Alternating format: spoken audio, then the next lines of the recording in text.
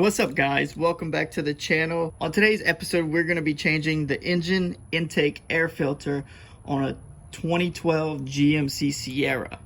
So here is the model number for the new air filter, and this is a 2012 GMC Sierra, and this air filter will also fit models through 07 through 13 of Sierras and Silverados. So the first step, you're going to need to pop the hood on the truck, and then located right here is going to be the air filter compartment. So they have 4 screws, 2 in the front, 2 in the back. You're going to want to take a T25 star head to loosen up all the screws.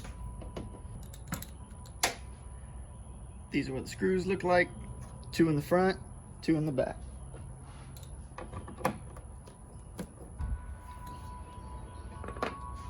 You also want to ensure that you be extra careful when unscrewing them, because you don't want to drop the screws and then they'll fall down into the engine compartment, and then good luck finding them.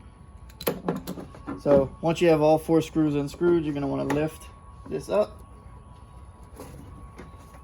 So here is the old dirty Fram air filter. So you want to throw that away. You want to clean any trash, leaves, any dirt, debris that you have in this compartment, and then you want to go ahead and install the new air filter.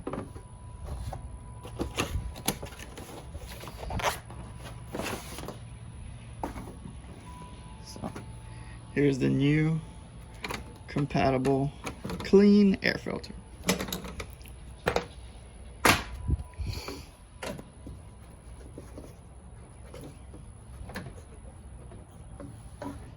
Alright, once you have the cover back on, then you just want to replace all 4 screws.